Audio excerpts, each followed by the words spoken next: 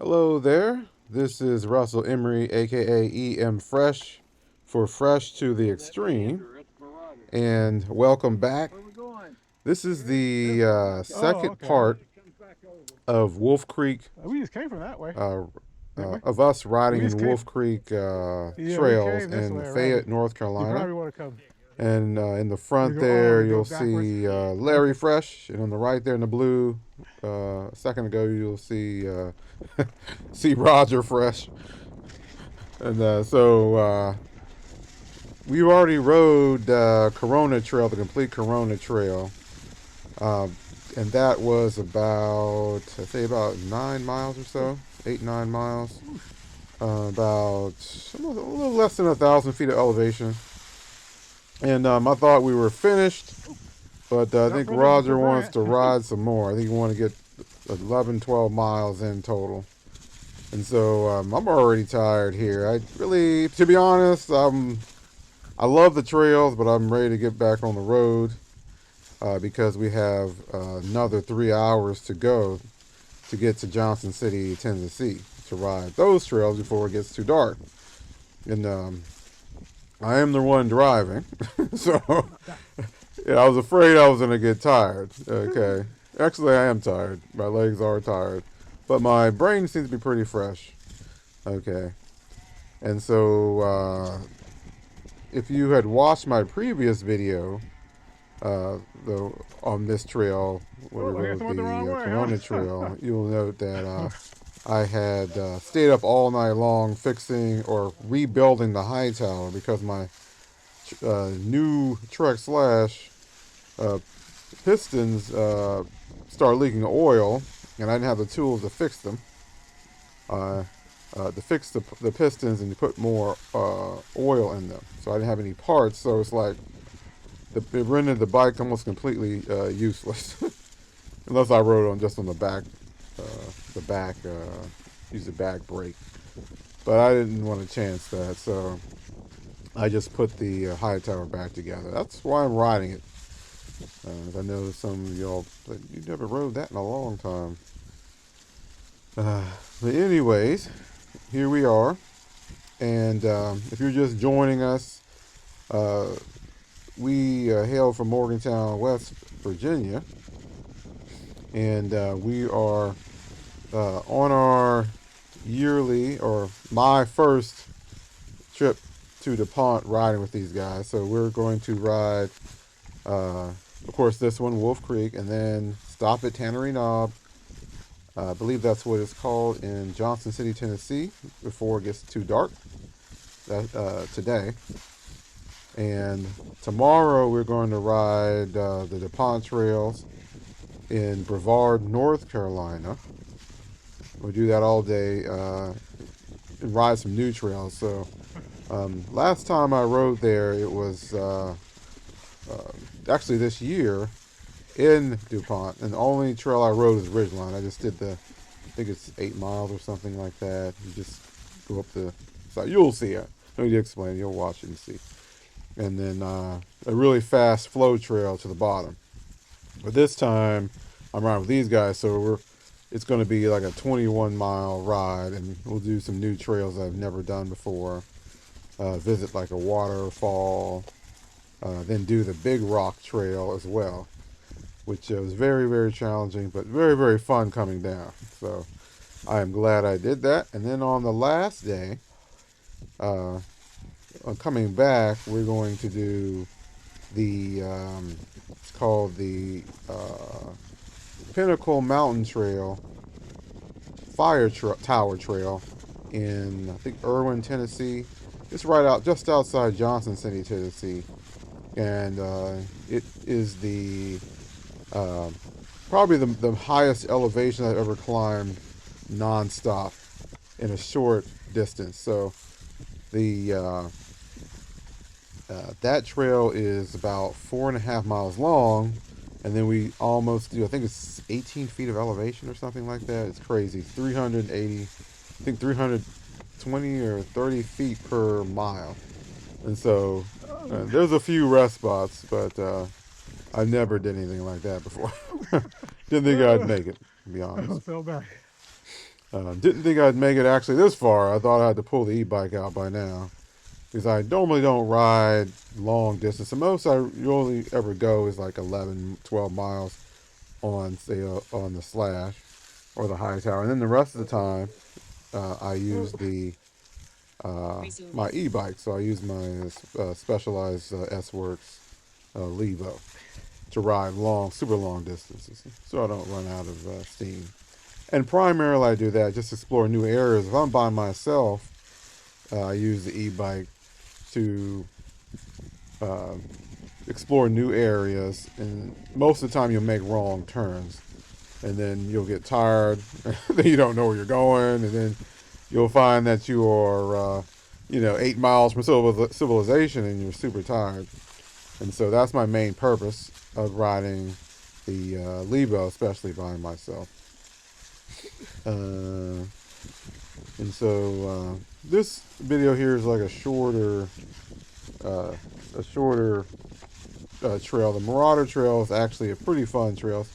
I could almost say it's a flow trail with some elevation. It's like you can't really sense it.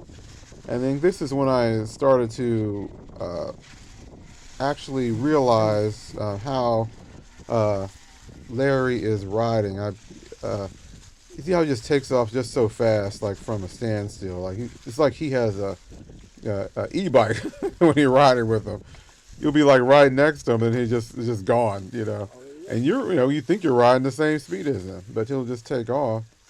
It kind of reminds me of the time I rode with Larry at the it's called, I think, Montwood in near Parkersburg, Montwood Trail. And me and my buddy AC had e-bikes, and because we were going to ride all the trails there, so we didn't want to get tired, and we didn't know where we were going. But Larry shows up with just the bike he's riding now. He just totally killed us. Like, I mean, there's a lot of elevation at Montwood if you ever rode there. He rode every single one without stopping until we had like one break, and then we did the other side of it. There's two parts to Montwood, and without stopping, just totally killed us. Like, we were tired riding the e-bike, but he was just going along like he is now. And so, just a point to note, he is also a gravel racer. Larry up front there, you can see him up ahead, and he races, I think, minimum of 100 miles races, gravel races, to like I think he did 150 or 200 one time. He was telling me about it. And I think it's absolutely amazing. It's something to look forward to. I've been trying to get there, but it's a process. I think the farthest I've ever gone is 40 miles on my, I have a fat bike. It's pretty light for a fat bike, but it's not 12 pounds, 13 pounds like the gravel bike is. And when you're riding that distance. See, I think my fat bike is a Trek Farley 9.8, so it's full carbon, but it's pretty light for a fat bike. Versus my wife's fat bike, it's almost 38 pounds. So my Farley is 20, I think I said 26, 24, depending on what I have on it.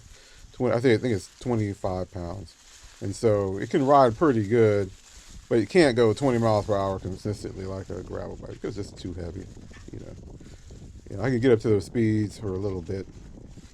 And so I think the farthest I rode is 44 miles.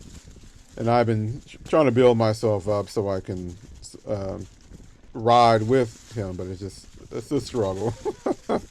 I run out of energy, so,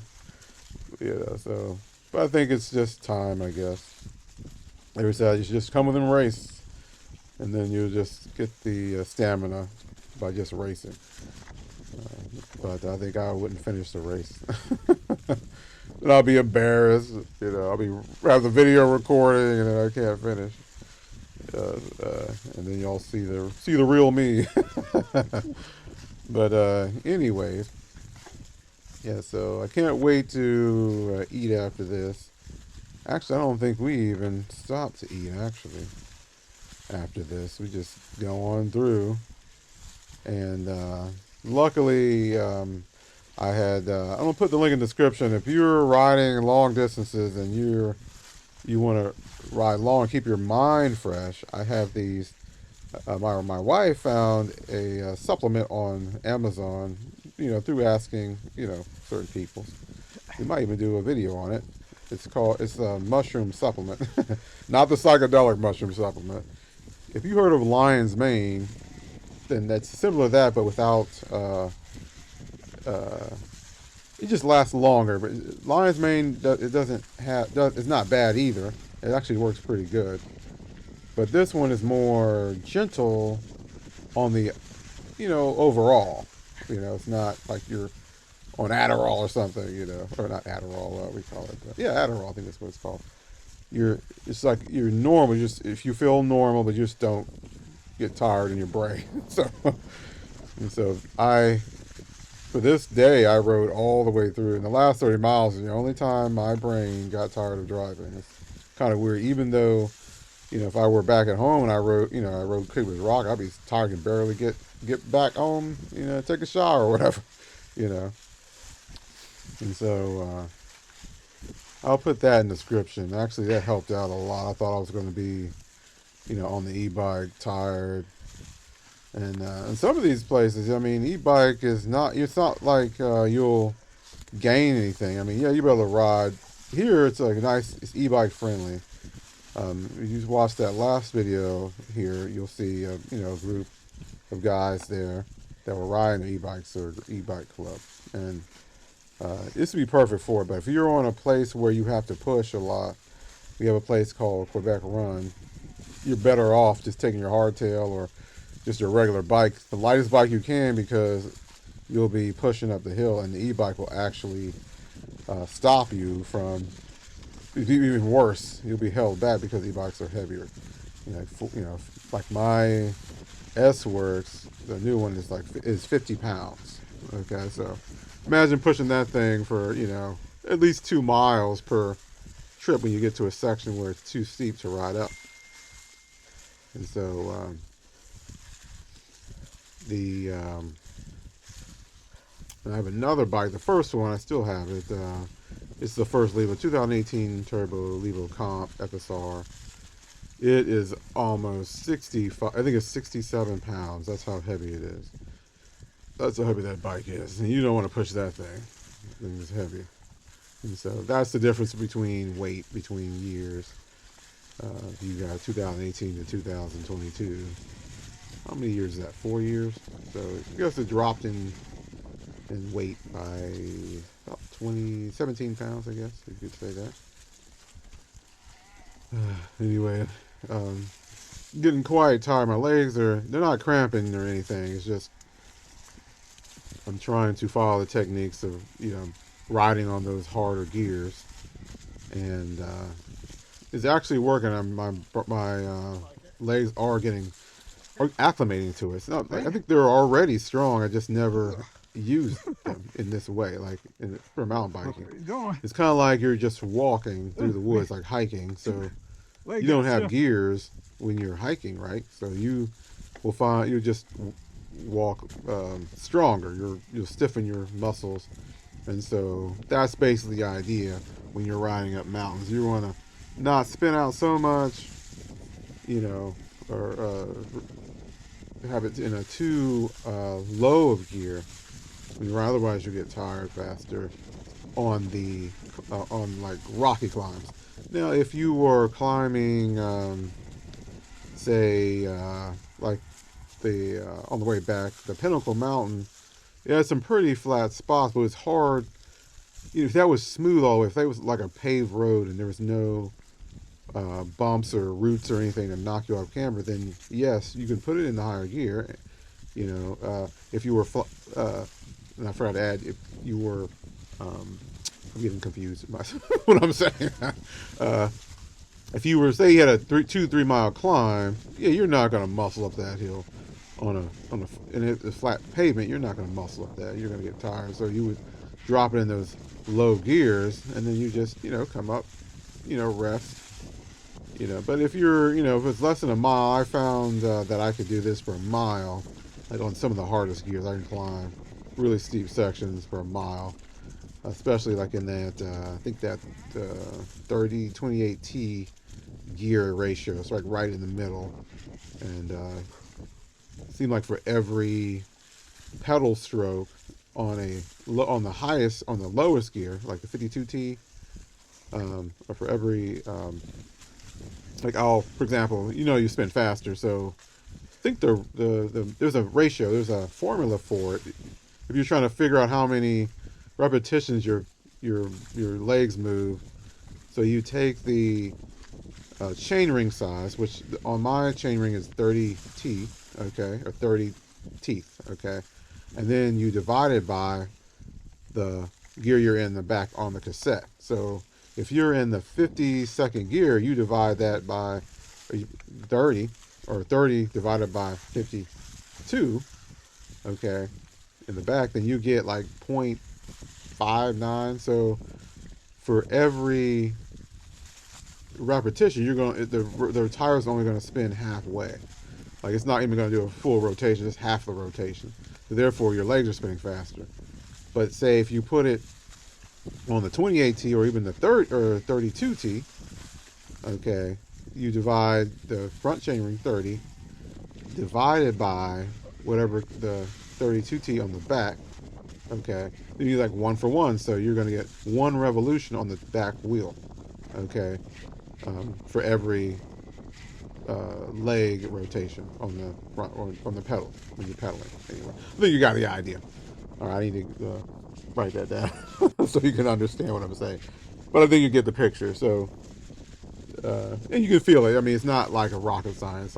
It's just, how far can you pedal without jumping into those higher gears? You'll see on, I rode with these guys before and some other groups, and I was pedaling out, and my heart rate, even at the beginning of this trip, it was like 180, and I'm not tired. It just, it just spins up, and then you get tired or quicker. You'll like burn out, But if you use your leg muscles, it's the most you can use without getting tired, then my heart was like just sitting at 140 right now, 145. Never raised up above it, So pretty interesting observation.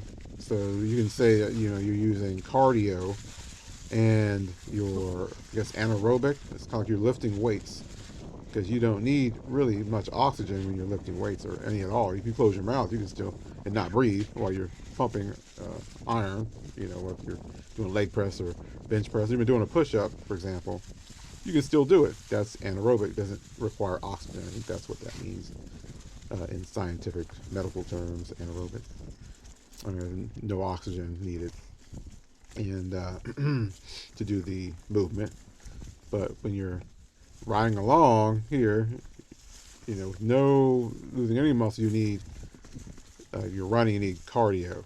Okay, so you have to strengthen 2 systems. You have to strengthen your muscles, okay, which is protein, okay, and then like your protein energy. All right, you get it from meat or beans or something like that, fish or whatever, and then you have your cardio, which is carbs, And I found certain things, I've had a hard time losing weight before till I start understanding this phenomenon. So you have CO2, okay, that's the waste out of your mouth. The body produces that. All right, but if you examine CO2, okay, and if you're a doctor, you can correct me, but this is how I understand it. C stands for carbon, and then the O2 is oxygen, okay? 2 oxygen molecules, all right? And so that's the waste product, but in order to lose weight, you need to drink water, and you need carbs, okay? You won't lose weight unless you have those 2 things, okay? And you won't lose any weight unless you drink water, okay? Like a lot of water while doing cardio, okay? Which is the carbs. That's why cardio, that's the, I forget the Greek everything all matches up when you actually think about it logically, the wording anyway. And so when you eat carbs and you drink water and then you breathe in oxygen, you get the oxygen through there, through the air, and you drink, then the waste product is carbs, okay, and then that's how you lose weight. The waste goes out, and it's kind of funny because it's like your fat or whatever is waste, not really, if you know what I'm saying, but it turns it into energy. That's how you're riding, or how I'm riding anyway. So I think people can explain it better than me, but that's how I know it to be for me. So I know I need lots of cardio, slow distance cardio, okay, to keep my weight off, because I have my body. Everybody's body type is different. I have bigger muscles, okay, naturally, okay. Like Roger too, it's a massive beast, dude. He's a beast master, So, but he understands that too, We have limitations, You can hurt yourself if depending on your size. Like a lighter person, they're more, or you see those long distance runners, have to train differently than someone who has bigger muscles. Like you look at the tennis players like Serena Williams, they have bigger muscles, okay, and you can tell they have to play lots of long, slow, or long time, probably double that of athletes that have smaller muscles. But pretty much almost all tennis players to me are pretty muscular actually, But theirs are more pronounced basically.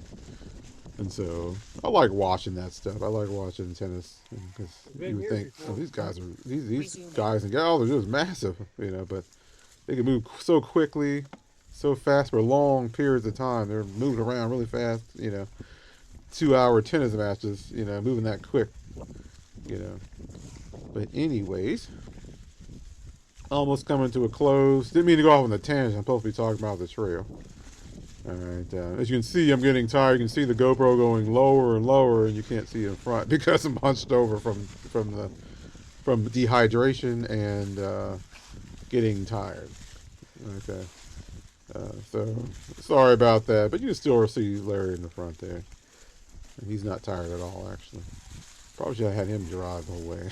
He has unlimited energy, unlimited stamina. 200 miles. He probably could have rode all the way to Tannery Knob or to Brevard on his bicycle. I'm pretty sure he could. He does bike packing as well. He can go out in the woods. Like he'll just go out in the woods with a sleeping bag and just go to sleep, ride, and with his snickerdoodle. I think that's the name of his dog. And just enjoy it. I mean, Roger, we need a hotel room, we need to be pampered, But anyway, really lucky to have someone like Roger who's patient enough to ride with us. I am anyway, not we are. I'm the only one to ride with Larry and Roger. And so, like I said, I'm sandwiched in between them, so it's like I can't fall back or I get grazed. If I fall back, I go, come on. I'm like, okay. I just want to I think they think that I'm like, in my mind, I'm like really strong. Like, no, I want to just stop right now, believe it or not. Any type of pain, I just want to stop, but they don't realize how much motivation they provide. Because I would have stopped a long time ago.